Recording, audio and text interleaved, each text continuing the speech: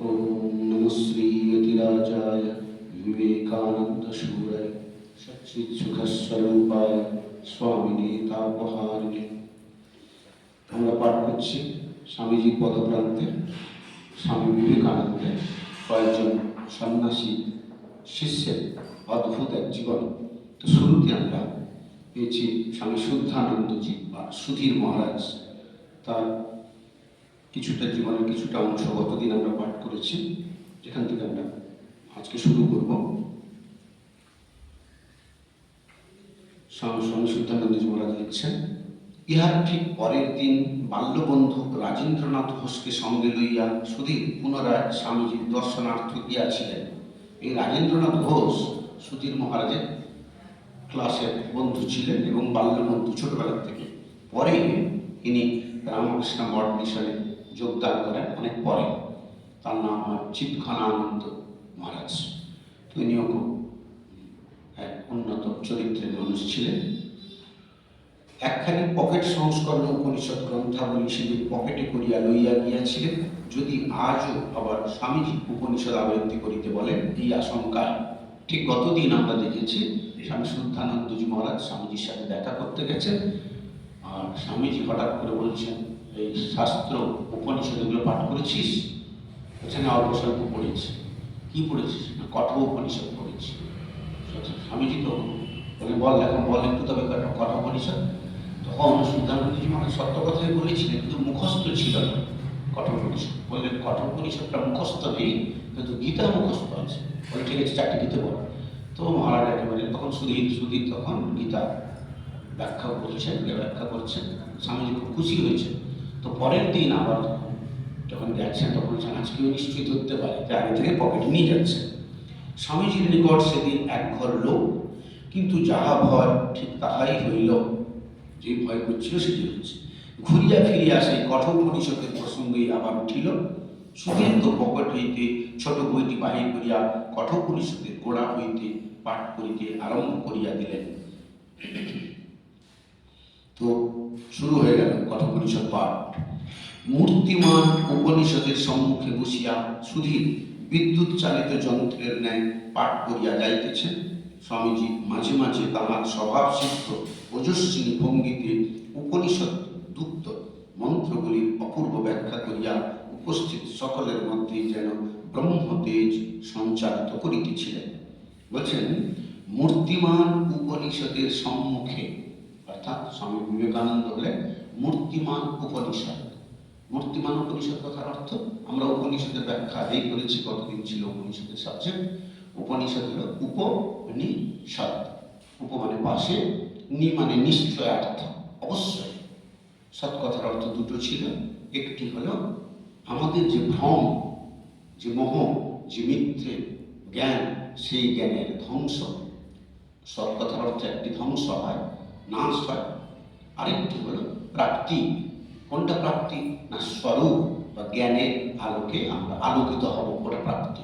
দুটো ক্ষেত্রে নিশ্চয়ার্থ মানে অবশ্যই, অর্থাৎ দুটো জিনিসই আলটিমেটলি আমাদের ব্রহ্মসত্তা, আমাদের যে প্রকৃত স্বরূপ, সেইখানে তার পাশে নিয়ে যায় ধীরে ধীরে ধীরে ধীরে, স্টেপ বাই স্টেপ।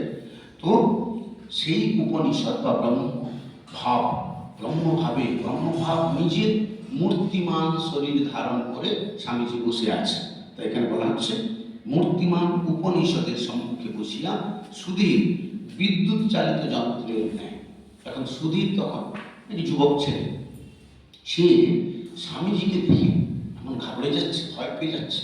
তারপরে যখন তার আগের দিনও দেখেছে স্বামীজির সে উপনিষদের ব্যাখ্যা অল্প অল্প হয়েছে, আলোচনা হয়েছে, তো স্বাভাবিকভাবে একটা তুলনা করি আমরা, শিক্ষকের সাথে আমাদের ছাত্রের একটা তুলনা হয়। ছাত্ররা অনেক সময় জানে, ক্লাসে গিয়ে ভুলে যায়, ঘাবড়ে যায়। এটা ঠিক সেরকম সুধীর মহারাজ জানতেন অনেক কিছুই, কিন্তু এটা বিদ্যুৎ চালিত যন্ত্রের জাস্ট একটু ঘাবড়ে গিয়ে যেমন যা যা আসছে তিনি পাঠ করে চলে যাচ্ছে, তিনি পাঠ করছেন। আর স্বামীজি করছেন তার স্বভাব সিদ্ধ ওজস্বিনী ভঙ্গি।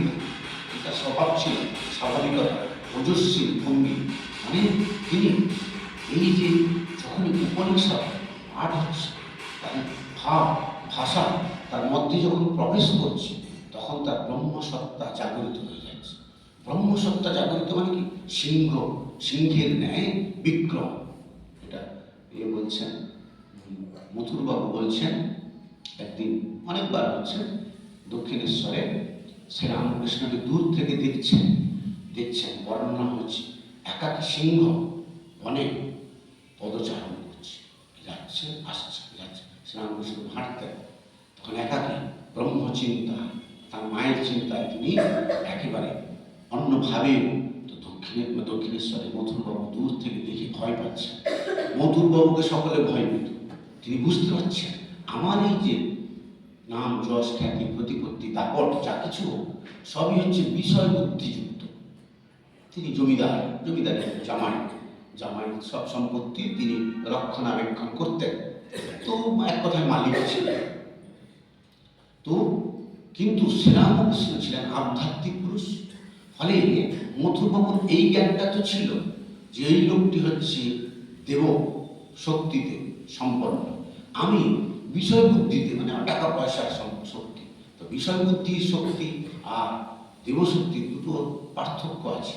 তাই তিনি দেখছেন শ্রীরামকৃষ্ণকে সিংহ যেমন বনে একাকী, আমরা অনেকগুলি চ্যানেল আমি দেখি, জিওগ্রাফি চ্যানেল, সেখানে দেখছি এই সিংহটা শুয়ে আছে, পুরুষ সিংহ, আর ছোট বাচ্চাগুলো তাকে এসে কামড়ায়, তার ল্যাচটা ধরে টানে, পুরুষ সিংহটা জল ভাগ এখান থেকে, সে একটু আলাদা থাকে, হ্যাঁ, তার সিংহের হাঁটবার চলবার একটা আলাদা আছে।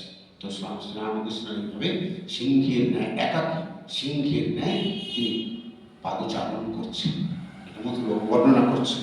তো এটাও কেন না, তখন তার ব্রহ্মসত্তা জাগরিত। ঠিক এখানেও স্বামীজি যখন এই উপনিষদের বাণী শুনছেন তখন তার ব্রহ্মসত্তা জাগরিত হয়ে গেছে। তাই ওজস্বিনী ভঙ্গিতে উপনিষদ উক্ত মন্ত্রগুলির অপূর্ব ব্যাখ্যা করিয়া উপস্থিত সকলের মধ্যেই যেন ব্রহ্মতেজ সঞ্চারিত করিতেছিলেন, সকলের ভেতরে ব্রহ্মতেজ সঞ্চারিত করছে। এখানে একটা অনেক সময় আলোচনা হয়েছে, আমার ব্যক্তি নিজস্ব মতামত, যে স্বামী বিবেকানন্দের এই জীবন অত তাড়াতাড়ি কেন চলে গেছে। চলে যাওয়ার কারণ হচ্ছে ঠিক বোঝা যেত না, কখনো কখনো একটু একটু ধারণা হচ্ছে। ধারণাটা কি না, তার শিষ্যদের যে স্মৃতি কথা থেকে পাচ্ছি রেমিনিসেন্সেস, সেখানে তারা বলছেন যে যখন আমরা স্বামীজিকে প্রথম দেখি, তার প্রথম লেকচার শুনি, বা তার পরে পরে পরে পরে যখন লেকচারগুলো শুনছি, বক্তৃতা শুনছি, আলোচনা সভা শুনছি, তখন বুঝতে পারছি যে যেই ভাব ভাষা শব্দ কখনো আমরা শুনিনি, বেদান্ত দর্শনের আলোচনা কখনো শোনা নাই, জানা নাই, কিন্তু স্বামীজির থেকে যখন শুনছি তখন দেখছি তার সেগুলি সত্যরূপে আমাদের সামনে ধরা দিচ্ছে, মানে বুঝে যাচ্ছে, পরিষ্কার বুঝতে পারছি। তো পরিষ্কার বুঝতে পারছি এটা কি করে সম্ভব? এই মানুষগুলো তো শোনেনি, কখনো জানে না, তাদের সেই সাধন ভজন তৈরি হয়নি। অ্যাকচুয়ালি যারা আধ্যাত্মিক পুরুষ হন তাদের একটি বৈশিষ্ট্য হলো তারা তাদের আধ্যাত্মিক শক্তিকে লোককল্যাণের জন্য খরচ করেন। তো মানে খরচ মানে তখন আর খরচের শব্দ নয়, আমরা খরচের হিসেব করি, ওনাদের ওই এটা হচ্ছে যে কিভাবে এই দুঃখী আর্ত মানুষকে, মানে দুঃখী মানে জগৎ সংসারে দুঃখ ভারে যারা জর্জরিত, তাদের সেই দুঃখ থেকে তুলে আনা যায়। বলা হচ্ছে ভক্তানুকম্পা ধৃত বিগ্রহম বই, ভক্তদের প্রতি অনুকম্পা, ভক্তদের প্রতি অনুকম্পা ধৃত বিগ্রহ মানে শরীর ধারণ করেছে, শরীর ধারণ করে ফেলেছে। ভক্তদের প্রতি অনুকম্পা কেন না, এই মানুষগুলি দেখছি তার তো মানে সে তো ব্রহ্মস্বরূপ, তার দুঃখ দুর্দশা কিছু নাই, কিন্তু এই লোকগুলো জগতের সাধারণ মানুষ, তারা হলো এই দুঃখে জর্জরিত, তাই থাকতে পারছে না, তাই না জগতে যুগে যুগে যুগে যুগে শরীর ধারণ করে এসেছে। তো শ্রীরামকৃষ্ণের ক্ষেত্রেও দেখছি তার এই শরীর ধারণ কেন না জগতের মানুষের কল্যাণ। স্বামীজিও ঠিক তেমনি, যখন তার সামনে মানুষেরা বসে আছে, তার বাণী শুনছি, সেই বাণী শুনতে স্বামীজি বুঝতে পারছেন এই লোকগুলো সাধারণ। তো তারা তাদের নিজের স্ট্যান্ডার্ডে তুলে আনবার জন্য এর আধ্যাত্মিক শক্তি খরচ হয়ে যায়। তো তার একটা গরিব মানুষ আর একটা ধনী মানুষ। ধনী মানুষ যদি গরিবকে কিছু টাকা পয়সা দেয় তো ওই ধনী মানুষের টাকা কমতে থাকে, এটা স্বাভাবিক স্বভাব সিদ্ধ। ধরুন একটা বালতিতে জল আছে, একটা ট্যাঙ্কির উপরে ট্যাঙ্কি জল আছে, তলায় আমরা খুলে দিলাম, বালতিতে জল ভরছি, আমাদের খালি বালতি, ওপরে ট্যাঙ্কি অনেক জল, ভরা জল, তো খুলে দিলাম, বালতি ভর্তি হচ্ছে, এক বালতি নিয়ে চলে গেল, আবার এক বালতি নিয়ে চলে গেল, অনেকজন মানুষ এসছে, এক বালতি করে জল নেয়, কিছুক্ষণ পরে কি হয়, ট্যাঙ্কির জল শেষ হয়ে যাবে। এটাও ঠিক সেরকম অনেক। তার যে আধ্যাত্মিক শক্তি, সেই শক্তি লোককল্যাণের খরচ করবার জন্য নিজের শারীরিক প্রাণশক্তি নষ্ট হয়ে যাচ্ছে, ধীরে ধীরে কমতে থাকছে। এই ধীরে ধীরে কমতে গিয়ে মানুষটি জগতের মানুষের কল্যাণের জন্য নিজের প্রাণটাকে পর্যন্ত বিসর্জন দিয়েছে। তো স্বামীজি বলছে, এখানে বলা হচ্ছে যে সকলের ভেতরে ব্রহ্মতেজ সঞ্চারিত করিতেছে, মানে তাঁর সম্পূর্ণ শক্তি তিনি দিয়ে যাচ্ছেন, অপরের মধ্যে সঞ্চার করছেন, নিজেরটাকে কমিয়ে দিয়েছেন। তো সুধীরের নিজের ভাষা, সুধীর কি বলছেন, এই 2 দিনের উপনিষদ প্রসঙ্গে স্বামীজির উপনিষদের শ্রদ্ধা ও অনুরাগের কিয়দংশ আমার ভিতর সঞ্চারিত হইয়া গিয়াছিল। বলছেন এই 2 দিন স্বামীজির সাথে উপনিষদের কথাবার্তা আলোচনা হয়েছে, মূলত আমি পাঠ করেছি, স্বামীজি এটাকে ব্যাখ্যা করেছেন। এই 2 দিনের জন্য পরে দেখা গেছে এই সুধীর মহারাজের একেবারে জীবনের শেষ দিন পর্যন্ত উপনিষদ প্রীতি, মানে উপনিষদের প্রতি ভালোবাসা, প্র্যাকটিস, পড়াশোনা, একেবারে এই বিষয়ে কোনো রকম তিলমাত্র শৈথিল্য ভাব ছিল না। বলছেন এই 2 দিনের অনুরাগ শ্রদ্ধা আমার ভেতর সঞ্চারিত হইয়া গিয়াছিল। স্বামীজির দ্বারা এইভাবে অনুপ্রাণিত সুধীরের উপনিষদ প্রতি আমৃত্যু ছিল।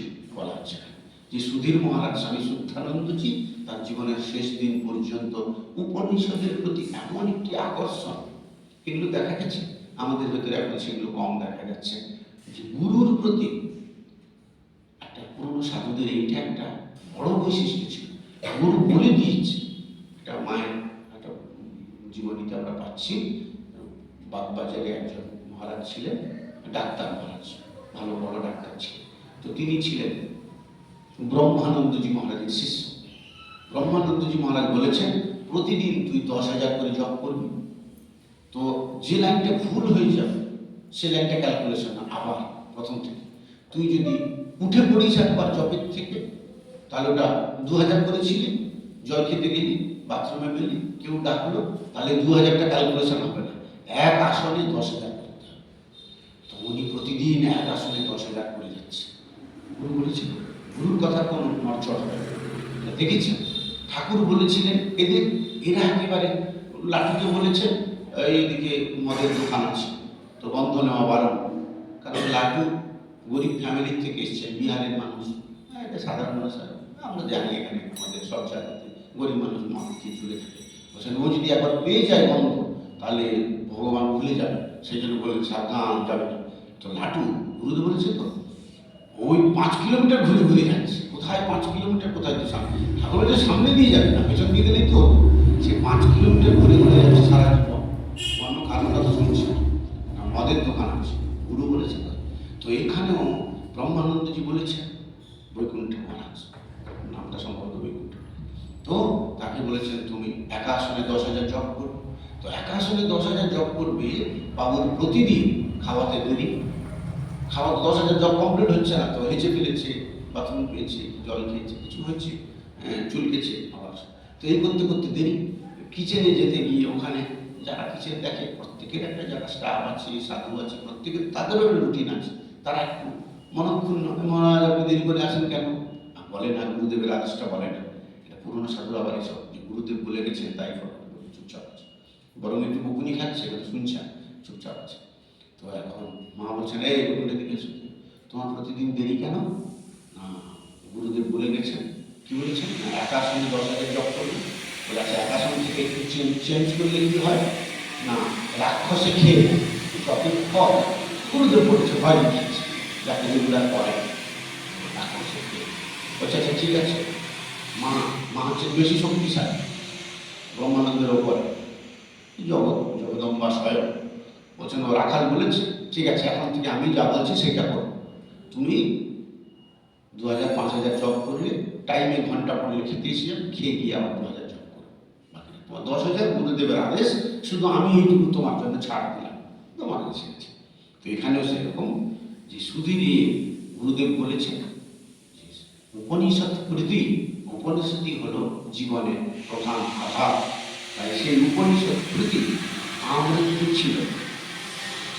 উপনিষদ স্বামীজি যেন তাহার রক্তস্রোতের সহিত মিশাইয়া দিয়াছিলেন। রক্তস্রোতের সহিত উপনিষদের প্রতি এমন ভালোবাসা, একেবারে জীবনের শেষে তখন উপনিষদ পড়তে হবে। মুখস্থ ছিল তবু রঙ্গনাথানন্দ মহারাজ মৃত্যু পথযাত্রী তখনও পড়ছে, হসপিটালে শুয়ে আছে, তার মানে পড়াশোনার প্রতি এমন আগ্রহ, ব্যথা বোধ নাই। তার সেবক যারা আছে তারা বুঝতে পারছে ব্যথা হচ্ছে, এই মানুষটির ব্যথা বোধ নাই, এমন আগ্রহ। তার গুরুদেব তাকে আশীর্বাদ করেছে, তোমার জ্ঞানচক্ষু প্রস্ফুটিত হবে, ব্যাস হয়ে গেছে, সেটা চলছে। তো স্বামীজির কম্বুক কণ্ঠের উপনিষদ উচ্চারণ সুধীরের হৃদয় তন্ত্রীতে, তাই ঝঙ্কার তুলিত চিরকাল। কম্বুক কণ্ঠ, আমি কম্বুক কথা মানে ঠিক জানি, মানে বাংলাটা কম জানা। তো স্বামীজির কম্বুক কণ্ঠ মানে খুবই একটা কিছু ভালো আর কিছু কথা, উৎসাহিত করে মানুষকে। কম্বুক কণ্ঠের উপনিষদ উচ্চারণ খুব সুন্দর হবে, সুধীরের হৃদয় তন্ত্রীতে, তাই ঝঙ্কার তুলিত চিরকাল। আমরা স্বামীজির এই উপনিষদ পাঠ, স্তোত্র, এগুলো সম্বন্ধে একটা ইতিহাস পাওয়া যাচ্ছে। স্বামীজি যখন আমেরিকা ইউরোপে আছেন তখন নিজের থেকে যখন তখন চ্যান্টিং করতেন, নিজের থেকে মুখস্থ ছিল নিজে। তো বলছে ওইখানে তার আশেপাশে যারা ছিল তারা একটা অক্ষর বুঝতে পারছে না, কিন্তু বলছে অপূর্ব সুন্দর, অপূর্ব, এত সুন্দর, তারা চুপচাপ শুনছে। স্বামীজি উঠেছে, তো ইনি তো বুঝতে পারেন, তাই বলছেন স্বামীজির উপনিষদ উচ্চারণ সুধীরের হৃদয় তন্ত্রীতে, তাই ঝঙ্কার তুলিত চিরকাল। স্বামীজির অস্ফুট স্মৃতিতে তিনি উত্তর জীবনে লিখিয়াছেন। কি লিখছেন? বিভিন্ন সময়ে তাহার মুখে উচ্চারিত বিভিন্ন সুর, লয় ও তালে তেজস্বিতার সহিত পঠিত উপনিষদের এক একটি মন্ত্র যেন এখনো তীব্র কর্মে শুনতে পারে। বলছেন উনি তখন যখন পাঠ করেছেন সেটা এখন যখন স্মৃতিতে আসে তখন দিব্যকর্ণ বলছেন কেন? নিজেরটাকে বলেন যে আমি খুব সুন্দর পবিত্র, তিনি বলছেন ওই শব্দ, স্বামীজির ওই শব্দ আমাকে পবিত্র করে দিয়েছে, আমার শরীর, মন, তন্ত্র, পুরো শরীরটা পবিত্র করে দিয়েছে। ফলে সেই পবিত্রতার অংশ আমার মধ্যে ঢুকে গেছে, তাই আমার কানটাও দিব্য হয়ে গেছে। যখন পরচর্চায় মগ্ন হইয়া আত্মচর্চা ভুলিয়া থাকি, তখন শুনিতে পাই তাহার সেই সুপরিচিত কিন্নর কণ্ঠোচ্চারিত উপনিষদযুক্ত বাণীর দিব্য গম্ভীর ঘোষণা। বলছেন যখন আত্মচর্চা ভুলে গিয়ে পরচর্চা করি, আমরা অনেক কিছু আলোচনা করি, একটা পার্টি নিয়ে আলোচনা হলো, সরস্বতী পুজো কি খাওয়া হবে আলোচনা হলো। তো এই আলোচনা বলছেন এই পরচর্চা, অ্যাকচুয়ালি এনারা কখনো অপরের দোষ ত্রুটি নিয়ে বেশি কিছু আলোচনা করেননি। মোটামুটি জেনারেল ভাবে এই দর্শন বিদ্যা নিয়ে আলোচনা করেছেন, কাজকর্ম করেছেন, কখনো কখনো বন্ধুদের সাথে আড্ডা, আমরা সকলেই দিয়ে আড্ডা মেরেছি। সেইটুকু সময়টাকে বলছে যখনই একটু আড্ডা দিচ্ছে তখন মনে পড়ে যাচ্ছে স্বামীজি প্রতি কথা, প্রতি সাবজেক্টে, প্রতি বিষয়ে বেদান্ত দর্শনের একটা টাচ।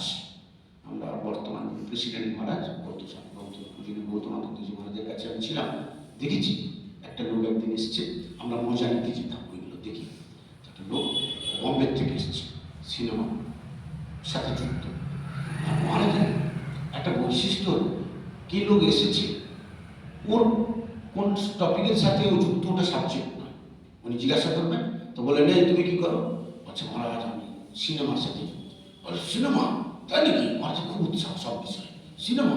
তো সেই লোকটা এসছে অ্যাকচুয়ালি ধর্ম কথা শুনবে, একটা কিছু। মহারাজকে দেখছি আমরা বসে আছি, মজা নিচ্ছে। সিনেমা, এই সে অমিতাভ বচ্চনের সিনেমা দেখেছি। মহারাজ আরও দেখেছে একটা সিনেমা। মহারাজ দেখেছেন, যুবক বেলা দেখেছে, তখন মোটামুটি তো একই বয়সে দেখেছি, দেখেছি ওটা খুব সুন্দর। তো সে লোকটা এখন এসেছিল ধর্ম কথা, সে ভুলে গেছে, তার টপিক তো দেখবেন ডাক্তার, টিচার বা যারা ব্যবসা করে বা কিছু করে, তারা সকলে ওই টপিকটা, নিজেদের টপিকটা কোনো পেয়ে গেলে সেইটাতে জুটে পড়ে। বাড়ি এসছে, খাচ্ছে, তখন একটা বন্ধুর সাথে বা ওষুধ নিয়ে আলোচনা করছে, বাড়িতে রাগ করে সকলে, মাস্টার স্কুলের কথা আলোচনা করছে, তো বাড়ির থেকে বলে তুমি দুটো খাচ্ছ, ওই সময় তো খেতে পারো, ওইটা স্কুলের কথাটা স্কুলে গিয়ে আলোচনা। তো এদের একটা স্বভাব আমাদের মধ্যে থাকে। তো সে লোকটা পেয়ে গেছে, তো তার ইচ্ছে ছিল একটু ধর্ম কথা হবে, তো সেই অমিতাভ বচ্চন পেয়ে গেছে। সে তখন বলছে মহারাজ আমি না ওনার রেকর্ডিংটা করি। তাই নাকি? তো 1 মিনিট গেছে, 1টা মিনিট, তারপরে মহারাজ উপনিষদের কথা আলোচনা করছেন, শাস্ত্র, জাস্ট 1 মিনিট। সে বুঝতে পারেনি, তার মাথায় নাই যে মহারাজ অমিতাভ বচ্চন থেকে উপনিষদ ঢুকে পড়েছে। মহারাজের একেবারে স্বাভাবিক এগুলো, হ্যাঁ, এত কিছুক্ষণ চলছে, আমরা তখন হাসি, আমি তো জানি যে এবারে লোকটা বেরিয়ে এসে বাইরে এসে বলছে আমি বুঝতে পারিনি মহারাজ 1 মিনিটের মধ্যে কি করে অমিতাভ বচ্চন থেকে শাস্ত্রতে ঢুকে পড়েছে, আমি বুঝতেই পারলাম না। মহারাজ যে আচ্ছা সিনেমা বন্ধ রাখো, আমি শাস্ত্র আলোচনা করবো এমন নয়, উনি ওই সিনেমার কথাতেই ছিলেন, অমিতাভ বচ্চনের সাথে সাথে ছিলেন। এটি হচ্ছে স্বভাব সিদ্ধ।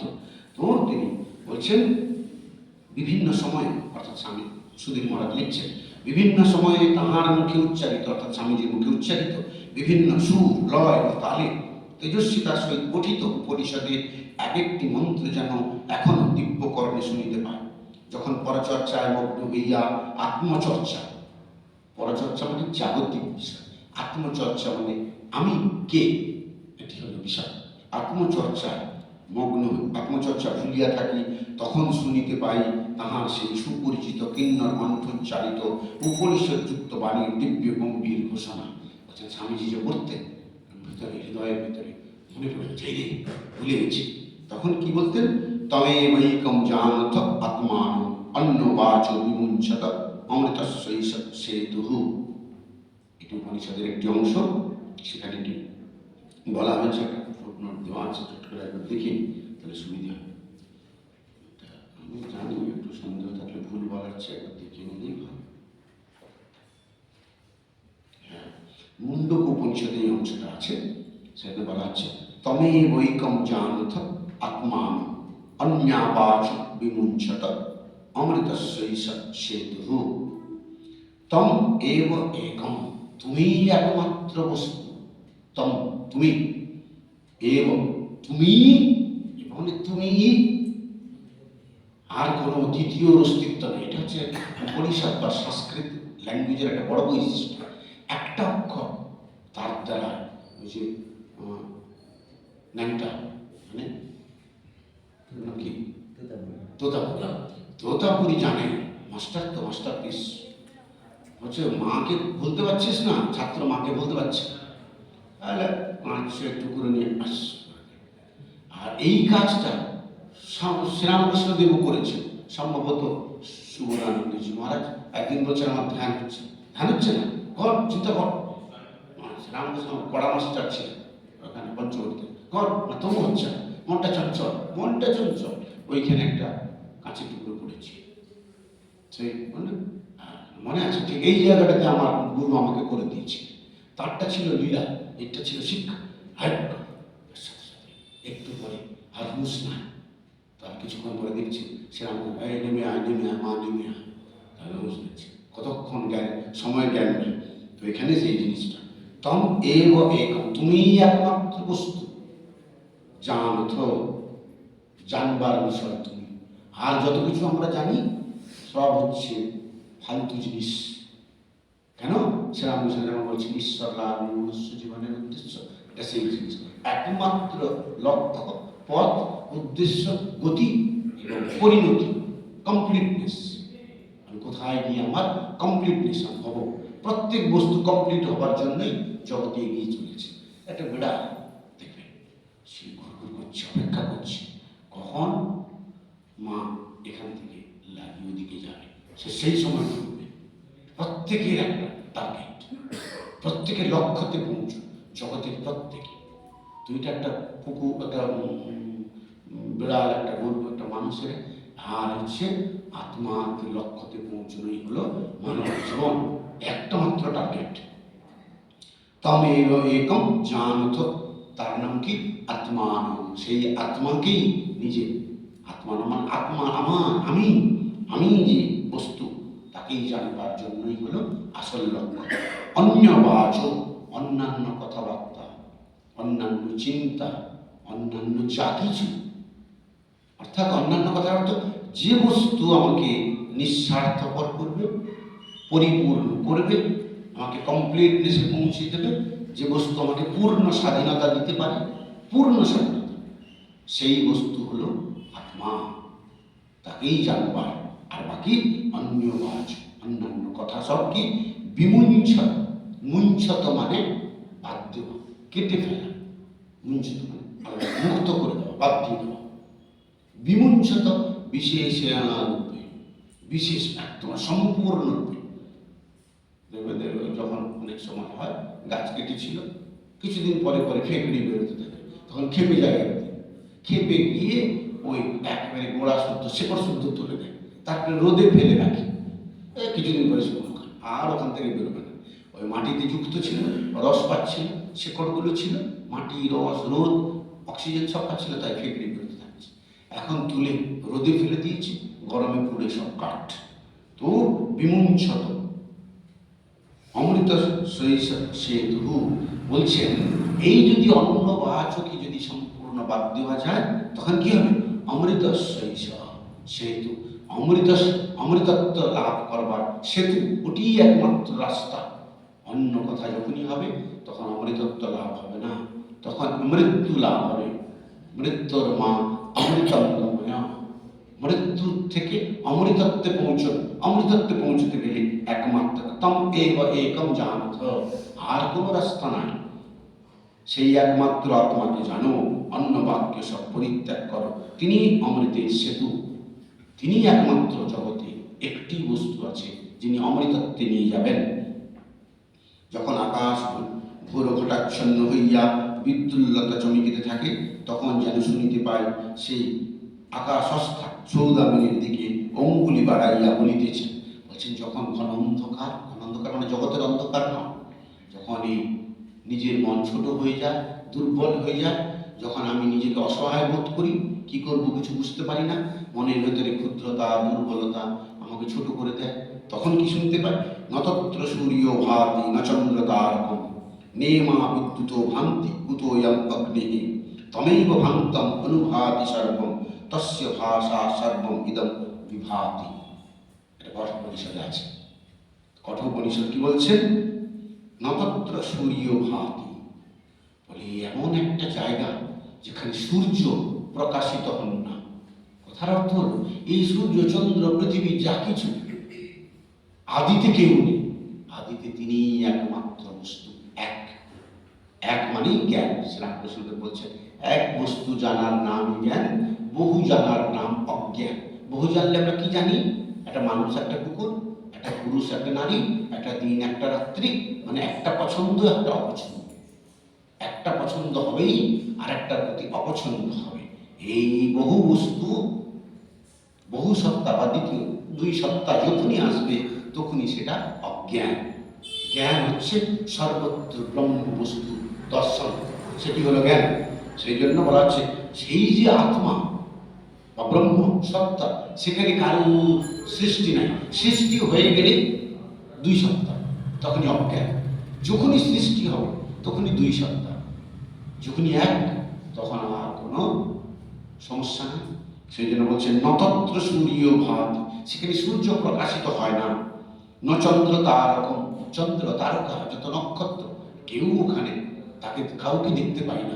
যখনই দেখতে পাবো তখন কি হবে? আমি যদি সূর্যকে দেখতে পাই, তাহলে পৃথিবী, আমি একটা মানুষ, এটা পৃথিবী, এটা সূর্য, মানে আমি ক্ষুদ্র হয়ে গেলাম, শরীর মন দ্বারা বন্ধ হয়ে গেল, বাধা পড়ে গেছে।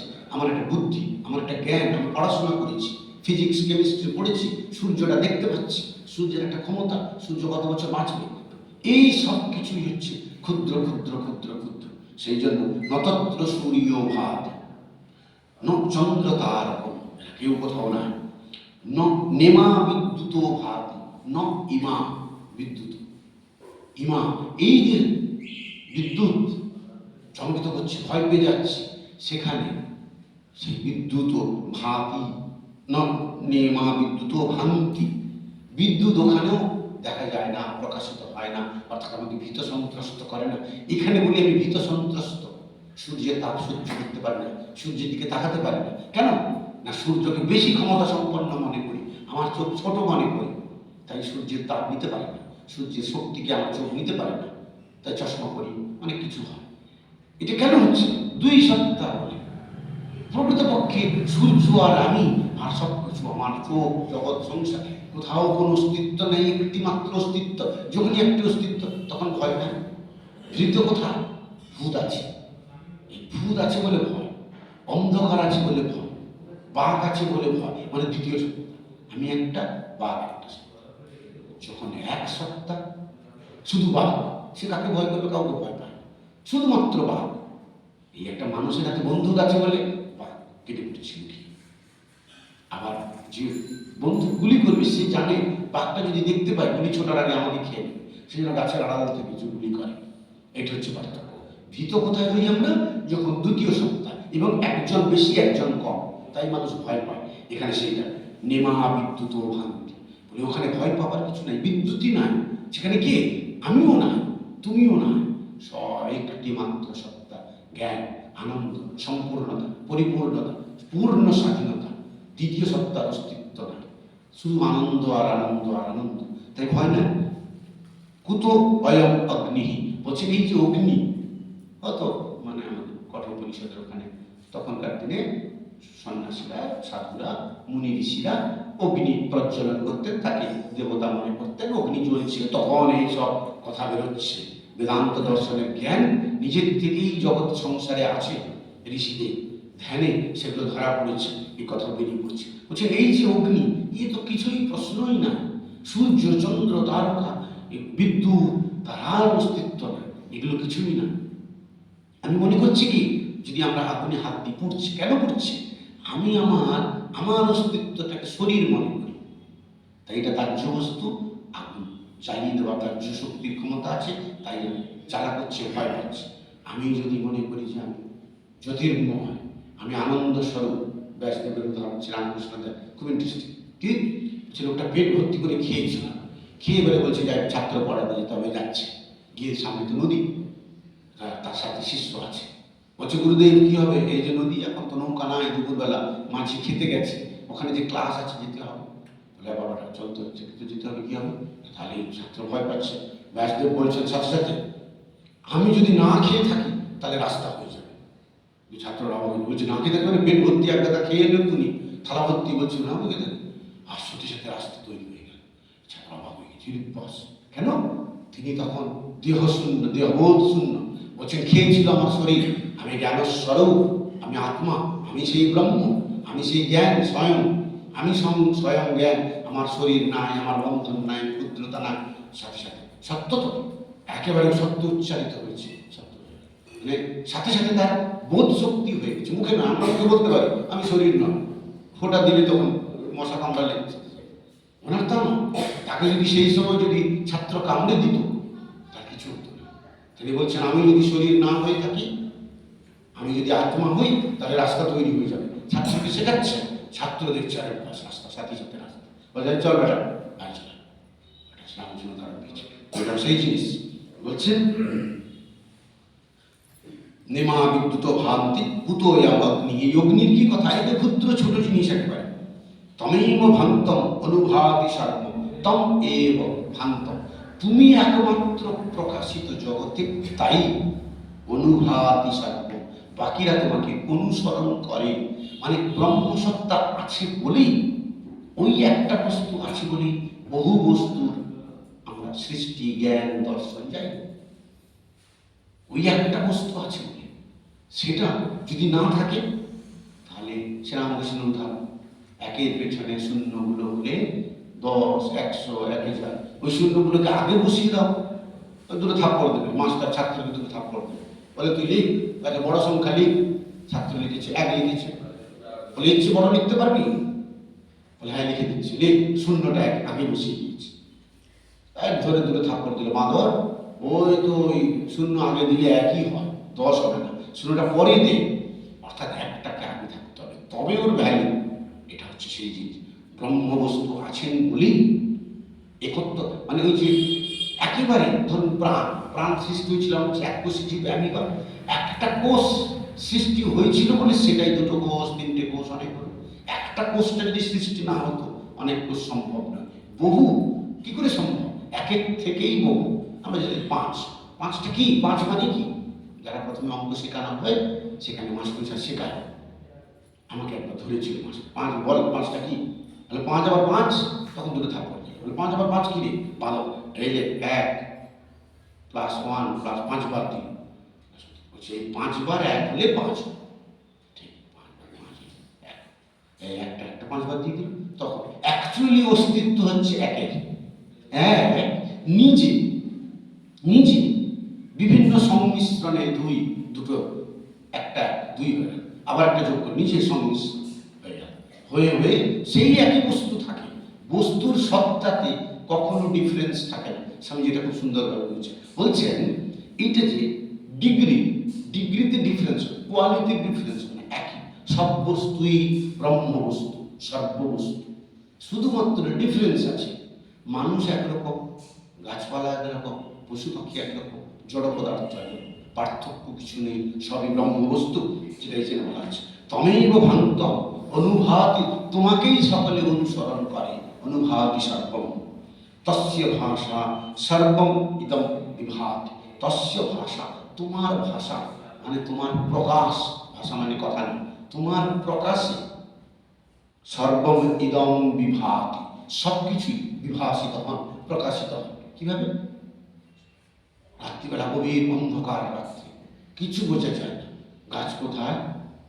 আমি একবার যাচ্ছি সাইকেলে করে বন্ধুর সাথে যাত্রা শুনতে, তখন বড় ছিল, বন্ধুর বাড়ি গেছি, বন্ধুর বাড়ি গ্রামে। বন্ধু বলছে চল যাত্রা শোনা যাচ্ছে, এটা অ্যানাউন্স করছে যাত্রা যাত্রা যাত্রা। আমার সেই বেলা অনেকদিন যাত্রা শুনে বুঝলি, চল দুজন যাই, শীতকাল, দুজন চলে গেছি। এখন দুজনে দুটো সাইকেলে, একটা সাইকেল জোগাড় করেছে, দুটো সাইকেলে চলেছি। যাত্রা শোনা শেষ হয়েছে 2:30, এখন আসছি, রাস্তায় কিছু বোঝা যায় না, শীতকাল, এইভাবে রাস্তাটা সোজা, পুরো সব সাদা দেখাচ্ছে, মানে কুয়াশাতে সব যাচ্ছি, একেবারে সামনেই পুকুর, রাস্তাটা এইভাবে আছে, কিছু বোঝা যাচ্ছে না, সব সাদা, এটাও সাদা এটাও সাদা। দুজনে সেই পুকুরটা আবার পচা পুকুর, মানে আরো পচাটা বলবো কি, ওই পাড়টা একেবারে ওই হালদার পুকুরের পাড়। তো দুজনে একেবারে ওইগুলো মাখামাখি করে করতে করতে মাছ পুকুরে সাইকেল, দুজনে একদম সাইকেল চলেছে দুজনে। তো বন্ধুটা, যেহেতু আমি বন্ধুর বাড়ি গেছি, বন্ধুটা সামনে ছিল, আমি পেছনে ছিলাম, আমরা সারাক্ষণ টিং টিং টিং টিং করছি, মানে রাত্রিবেলা তো কিছু দেখা যাচ্ছে না, যদি কুকুর টুকুর থাকে, মানুষ থাকে, কোথায় ধাক্কা লাগবে, ওই জন্য ও টিং টিং করছিল বলে আমি ওকে অনুসরণ করছি, আমার কোনো দোষ নাই, আমি তো চিনি না, তারও দোষ কোথায়, সে তো অন্ধকার গভীর রাত্রি, দুটো। তো দুজনে পুরো শীতকাল, যখন ওর বাড়িতে পৌঁছলাম, ওর মা দরজাটা খুলে দেখে ভূত দেখছি, চিনতে পারছি না, ভেজা দুজনে, তখন অবস্থা খারাপ, সোয়েটার টুয়েটার না খুলতে পারছি না, পরে থাকতে পারছি, সোয়েটার চাদর। ওই রাত্রিবেলা যাত্রা শুনতে যাচ্ছি তো, ঠান্ডা লেগে যাবে বলে ওর মা আমাদের খুব সাজিয়ে গুজিয়ে দিয়েছে, বোঝা গেল, সব জড়িয়ে টড়িয়ে দিয়েছে, ঝাড় টাল দিয়ে সোয়েটার, আর তারপরে পুরো ভেজাতে আছে। এটা হচ্ছে সেই জিনিস কি না, তস্য ভাষা সর্বম ইদম বিভাত, তোমার প্রকাশে, বাকি যদি সূর্য থাকতো তাহলে সব দিক আলোয় আলোকার, সূর্য নাই তাই অন্ধকার, এটাও তাই। ব্রহ্মবস্তু যদি আছেন তবেই সকলের অস্তিত্ব প্রকাশিত হয়। তিনি না থাকলে, মা না থাকলে, বলছে আমাদের সংসারে কোনোদিন মা ছিল না, 5টা বাচ্চা, দুটো থাপ্পড় বলবেন 5টা বাচ্চা, মা নাই তোদের সংসারে, কারোর বিয়ে হলো না, 5টা বাচ্চা কি করে, মা লাগবে তো, মা থাকলে 5টা বাচ্চার জন্ম দেবে। তখন 6টা বলা যায় কি 4টে বলা যায়, যদি ভুলে যায় বলে না 4টে, আচ্ছা ঠিক আছে তাও বলে, বলছে আমাদের বাড়িতে কেউ বিয়ে করেনি কিন্তু 4টে বাচ্চা, তখন টেনে দুটো থাপ্পড়, এটা মা থাকতে হবে, এটা সেই জিনিস। তস্য ভাষা সর্বম ইদম বিভাত, তোমার প্রকাশে, তোমার জ্যোতিতে, তোমার উপস্থিতিতে, তোমার সত্তাতে বাকি সকলের অস্তিত্ব নির্ভর করে। তাই প্রথমে তস্য ভাষা বলছেন 1, তারপরে 0, এটা মানেটা করবে। সেখানে সূর্য প্রকাশ পায় না, চন্দ্র তারাও নহে, এই সব বিদ্যুৎ সেখানে প্রকাশ পায় না। এই সামান্য অগ্নির কথা কি আমরা আগে ব্যাখ্যা করি। তিনি প্রকাশিত থাকাতে তার পশ্চাৎ সমুদয় প্রকাশিত হইতেছে। তিনি আছেন বলে তার পশ্চাৎ তাহার প্রকাশে এই সমুদয় প্রকাশিত হইতেছে। আরেকটা লাইনটা আছে, এটা বলেই শেষ করে ব্যাখ্যা হবে। অথবা যখন তত্ত্বজ্ঞানকে সুদূর পরাহত মনে করিয়া হৃদয় হতাশায় আচ্ছন্ন হয়, তখন যেন শুনিতে পায় স্বামীজি আনন্দোৎফুল্ল মুখে উপনিষদের এই আশ্বাস বাণী আবৃত্তি করিতেছেন। বলছেন, যখন জপ ধ্যান করছি, পড়াশোনা করছি, সাধন ভজন করছি, ঈশ্বর লাভ হচ্ছে না, কথার অর্থ হল পরে হয়েছে। এই কথার অর্থ হল যখন ঈশ্বর লাভ হচ্ছে না, কথার অর্থ হল পরবর্তীকালে পেয়ে গেছি ওই বস্তু। বলছেন, যখন এটা হচ্ছে না, হৃদয় হতাশায় আচ্ছন্ন হয়, তখন স্বামীজির ওই আশ্বাস বাণী, বেদান্ত দর্শনের বাণী কি বলছে? শ্রীমন্ত বিশ্বে অমৃতস্য পুত্রা আয়ে ধামানি দিব্যানি তস্তু বেদাহমেতম পুরুষম মহান্তম আদিত্য বর্ণম তমসঃ পরস্তাৎ তমেব বিদিত্বা অতিমৃত্যুমেতি নান্য পন্থা বিদ্যতে অনায়। শ্বেতাশ্বত উপনিষদ, ওখানে এটা বলা হচ্ছে। ব্যাখ্যা করবো না আজকে, আরেকবার বলবো। শ্রীমন্ত বিশ্বে অমৃতস্য পুত্রা, উপনিষদ বলছে, নিজে বলছে, উপনিষদ নিজে ঘোষণা করছে, কোনো মাস্টার নয়, কোনো ব্যক্তি নয়, জ্ঞান স্বয়ং ঘোষণা করছে। শ্রীমন্ত বিশ্ব, এই বিশ্বে যারা যারা আছো তারা শোনো সকলে, অমৃতস্য পুত্রা, তোমরা অমৃতের সন্তান। এই যে পাপ করেছি, ত্রুটি, পাপ পুণ্য, এগুলো মুছে দিয়েছেন বেদান্ত দর্শন। পাপ পুণ্যের হিসেব না, সম্পূর্ণ মোছা। অমৃতস্য পুত্রা আয়ে ধামানি দিব্যানি তস্তু, এ দিব্যানি ধামানি, ইয়ে মানে ওই যে দিব্য সকল, দিব্য ধাম মানে এটা ভারতবর্ষ হোক, আমেরিকা হোক, যেখানেই হোক, স্বর্গ হোক, দেবতাদের আবাসস্থল হোক, অন্য যদি কিছু থাকেও, আমার অর্থাৎ আমার দুর্বল অবস্থা, আমার সবল অবস্থা, উচ্চ অবস্থা, আমার নিম্ন অবস্থা, আমার মধ্যবর্তী অবস্থা, আমি যখন খারাপ হই, আমি যখন ভালো হই, আমি যখন সাধারণ থাকি, যে অবস্থাতেই থাকি না কেন, যেখানেই থাকি না কেন, দিব্যানি ধামানি, ধাম, এটাকে বেদান্ত দর্শন বলছে। চিন্তা করার কিছু নাই, ওইটাকে নোংরা ভেবে আমরা মনে করি না, এই চান করিনি, এখন জপ করবো না, ঈশ্বরের কাছে যাবো না, মন্দিরে যাবো না, দরজার বাইরে থেকে বলছে না, তুমি অমৃতের পুত্র, তুমি একটা শরীর নোংরা মনে করছো কেন? অর্থাৎ সদা সর্বদা ঈশ্বরের ভাবনা, ওই ঈশ্বরের ভাবনাই তোমাকে শুদ্ধ করবে। তাহলে যাবো না কেন? যেতে হবে। এই জন্য রামকৃষ্ণ আমার মিশনে সূচিবাহিতা সম্পূর্ণ তুলে দেওয়া হচ্ছে। অসৌচ টসৌচ হয়েছে কিছু সব করা যায়, ভালোবেসে ঈশ্বরের জন্য রান্না করলেও করা যায়। আমরা একদম এই করি না, স্বাভাবিক একটা 10 জন মানুষের একটা চিন্তা ভাবনা আছে। কেউ এসে গেল, হ্যাঁ তার বাড়িতে একটা মারা গেছিল, সে ঠাকুরের ফল কাটছে। আরে তোমার মন ছোট, ওর মন নয়, ও ভালোবাসে, আমাকে একটা কাজ দেবেন না, ঠাকুরের পুজো হবে, জন্মতিথি, আমি করবো না কিছু, তার ভালোবাসা ঠাকুরের প্রতি। আমার মনটা ছোট, তাই বলছি ও বাড়িতে মারা গেছিল, ফল কাটছে কেন? আমি ক্ষুদ্র লোক। এই জন্য বলছেন, এই দিব্যানি ধামানি, যত দিব্য ধামের অধিবাসী আছো, এই তোমরা যারা বাস করো, তস্তু মানে তোমরা থাকো, তারা শোনো সকলে, তোমরা সকলে অমৃতের পুত্র। ক্ষুদ্র ছোট ভাবার প্রয়োজন নাই। বেদাহমেত, বেদ অহম এত, অহম আমি, বেদ জেনেছি, এই তো ওই বস্তুটা, আমি ওই বস্তুটাকে জেনেছি।